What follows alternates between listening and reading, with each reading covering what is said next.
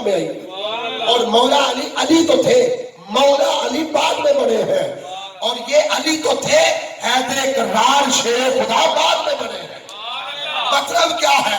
جب آیات بینات پڑھی گئی اللہ اکبر تو رزلٹ کیا نکلا؟ رب العالمین نے فرمایا وَيُزَكِّيهِمْ, تمہارے دل پاک ہو گئے, تمہارے دل پاک ہو گئے, تم مطہر ہو گئے, تم منور ہو گئے, اور ایسے منور ہوئے کہ قرآن کہتا ہے وَيُزَكِّيهِمْ, تم پاک ہو گئے ہو. قرآن گواہ ہے تم پاک ہو گئے ہو. قرآن کہتا ہے یہ لوگ پاک ہیں, قرآن کہتا ہے یہ تم مطہر ہو گئے ہو.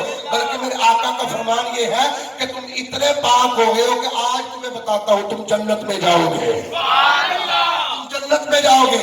تیرے میرے نبی نے پہلے فرما دیا ابو بکر جنتی, عمر فاروق جنتی, عثمان غنی جنتی, علی المرتضی شیر خدا جنتی, حیدر کرار جنتی, سعد بن ابی وقاص جنتی.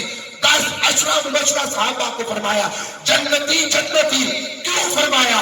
بس اس لیے فرمایا میرے آقا نے ان پر آیات پڑھی تھی اور ان آیات کا اثر تھا کہ ان کے دل بھی پاک ہو گئے, ان کے دماغ بھی پاک کر دیے گئے. نعرہ تکبیر, اللہ نعرہ رسالت, یا رسول اللہ, نعرہ تحقیق, اکثریت, نعرہ حیدری, یا علی, عظمت و شان مصطفیٰ, زندہ باد, مقام مصطفیٰ, زندہ باد, جشن عید میلاد النبی. زندہ باد.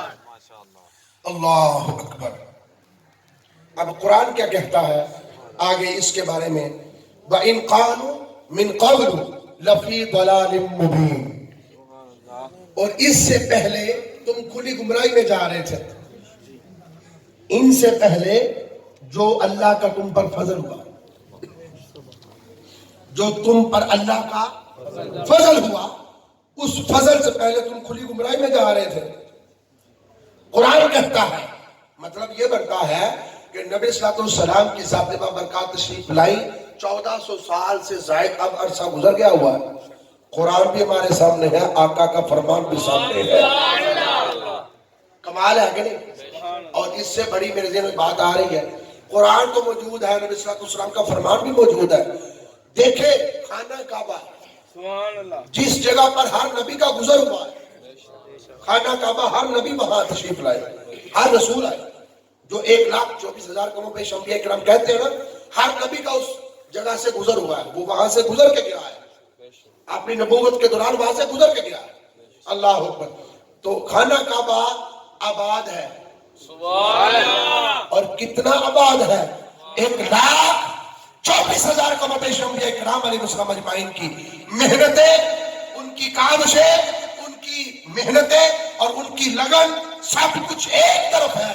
ہمارے نبی کی اکیلے کی تن تنہا کی محنت سب سے بڑھ کر ہے. دیکھیں اتنا بات پہلے ہوا نہیں ہوا, میں آپ کو بتا کے جا رہا ہوں. یہ لائیو پروگرام چل رہا ہے اور کہاں کہاں کون سنے گا, سوال بھی آتے ہیں. توجہ ہے؟ مطلب کیا ہے بات کرنے کا؟ یہ کہ جو ہمارے آقا صلی اللہ علیہ وسلم کی محنت سے خانہ کعبہ آباد ہوا ہے نا, اس سے پہلے کسی نبی کی محنت سے اتنا آباد نہیں ہوا. مطلب یہ ہے وَإِن كَانُوا مِن قَبْلُ لَفِي ضَلَالٍ مُبِينٍ. قرآن کہتا ہے تم اس سے پہلے کھلی گمراہی میں جا رہے تھے. مطلب یہ بنتا ہے لوگوں صاحبوں, اگر ہمارے آقا صلی اللہ علیہ وسلم تشریف لائے ہیں تو لوگ ان کی ذات پر جو ہے وہ تانے لگانے اور تانا زنی شروع کر دیں. یہ تو اپنی حماقت ہے, یہ تو جہالت ہے بھائی, یہ تو جہالت ہے. اگر کوئی بندہ, اگر کوئی مولوی, اگر کوئی قاری, اگر کوئی مفتی صاحب, اگر کوئی عالم یہ کہتا ہے بھائی نبی کے لیے نکلو, نبی کے لیے نکلو, بھائی وہ اپنے لیے تو نہیں نکل رہا جی, وہ شریعت کے لیے نکل رہا ہے نا, وہ شریعت کے احکام کے لیے کہہ رہا ہے نا. نبی صلی اللہ علیہ وسلم کا فرمان جو ہے وہ اسی کو فروغ دے رہا, اپنی ذات کو تو سامنے نہیں رکھ رہا, وہ اپنے گھر کو تو نہیں سامنے رکھ رہا, وہ یہ تو نہیں کہہ رہا کہ میرے بچوں کو کھانا دیا کرو جی, وہ یہ تو نہیں کہتا میرے گھر کا خیال رکھا کرو, وہ یہ تو نہیں کہتا مجھے اتنے پلاٹوں کا مسئلہ ہے, یہ پلاٹ مجھے لے دو. بھائی وہ تو دین کی بات کر رہا ہے, اس کی دین کی بات کو تو سنو. وہ جو قرآن کو ذکر کرنا چاہتا ہے اس کا قرآن تو سنو. جو تیرے لیے سب کے لیے راہ ہدایت بن کے آیا ہوا قرآن, اس کو تو سنو. کہ جو قرآن ہم اس سے پہلے جانتے نہیں تھے, جو قرآن ہم پڑھنا نہیں جانتے, بھائی ہم اس کو سمجھیں گے کیسے؟ ہم اس کو سمجھنا کب شروع کریں گے؟ جو قرآن اب تک ہم یہی نہیں اندازہ لگا سکیں کہ قرآن کے اندر اللہ ہمیں کیسے مخاطب ہو رہا ہے. اللہ اکبر. مجھے وہ بات یاد آئی کہ قرآن کو کبھی ایسے بھی کھولو, توجہ ہے, کبھی ایسے بھی کھولو کہ میں ہونا قرآن کھولنے لگا ماں, مثال دے لگا کتاب میں کھولو, میں قرآن کھولنے لگا ماں, میرے اندر جو بیان ہے وہ اللہ مینو کہہ رہا ہے. اے قرآن جو اللہ جو کہہ رہا ہے مینو کہہ رہا ہے. اس طرح سے کدوں کو قرآن کھولا گے ایسے دے کہ اللہ نے قرآن کی چاہ فرمایا فرمایا جی.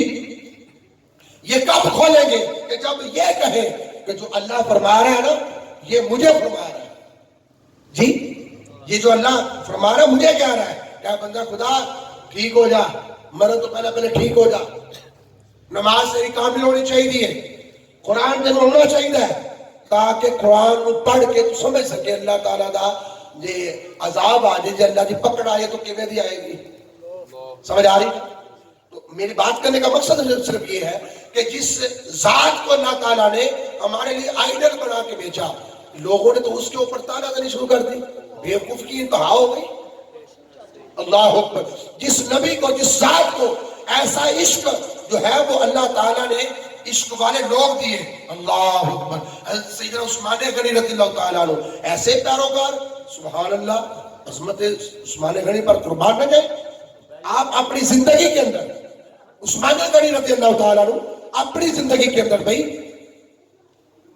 امیر المومنین تھے, وقت کے خلیفہ تھے جی, بادشاہ تھے, اپنے رفقا کے ساتھ جا رہے تھے تو جاتے جاتے ایک جگہ پر کیا کیا, آپ نے اپنی دستار کو یوں ہاتھ رکھا اور یوں نیچے کر کے گزر گئے. سبحان اللہ جی یوں نیچے کر کے جب گزر گئے نا تو رفقا نے پوچھا حضرت جی یہ کیا مانگ رہا ہے, یہ کیا معاملہ ہوا, یہاں کوئی چیز ایسی تھی تو نہیں جو آپ کے سر سے اڑ رہی تھی.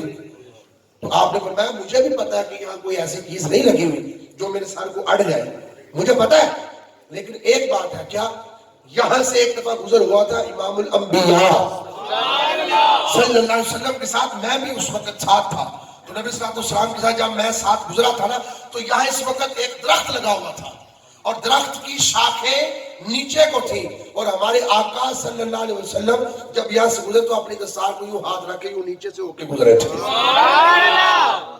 سمجھ آ رہی ہے نا.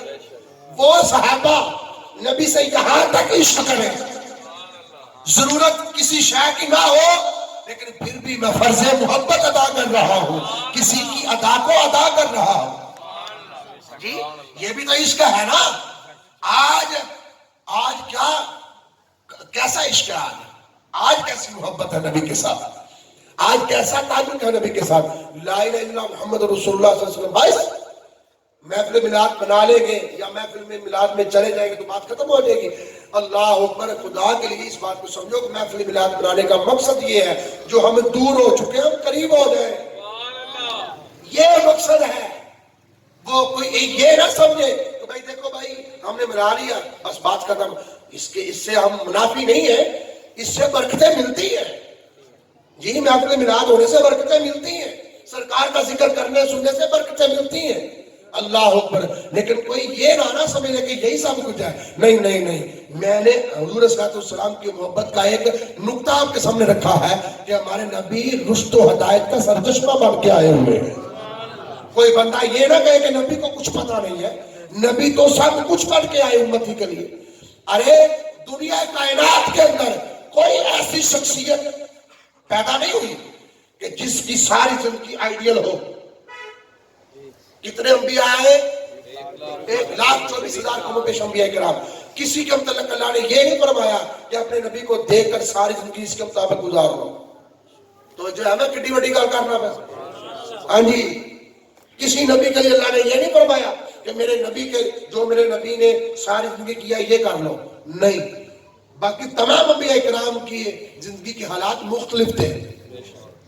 ہمارے نبی کی زندگی سبحان اللہ کہ جن کے متعلق قرآن یہ کہتا ہے لقد کان لکم فی رسول اللہ اسوۃ حسنہ. یہ محبوب مکرم صلی اللہ علیہ وسلم کی ذات ایسی ذات ہے کہ یہ تمہارے لیے بہترین نمونہ ہے زندگی کے لیے. یہ بھی ہمارے لیے باعث فخر ہے. 1,24,000 قوموں پہ انبیاء کرام دی اتنی لمبی چوڑی جماعت ہوے انہاں وچوں کلے ہی ہون. سبحان اللہ. یا رسول اللہ نعرہ رسالت یا رسول اللہ نعرہ رسالت یا رسول اللہ نعرہ رسالت یا رسول اللہ یا رسول اللہ کتنے بخت والے لوگ سے یا رسول اللہ کتنے بخت والے لوگ سے جنہ دی زندگی دے بچ دیدار تیرا ہو نور ازلی چمکیا غائب ہنیرا ہو گیا کملی والا آ گیا ہر پاس میرا ہو گیا نور ازلی چمکیا غائب ہنیرا ہو گیا سبحان اللہ نعرہ تکبیر نعرہ رسالت نعرہ تحقیق نعرہ حیدری عظمت و شان مصطفیٰ مقام مصطفیٰ شہید میلاد النبی حشر تک او پاک رہواں سجدہ گاواں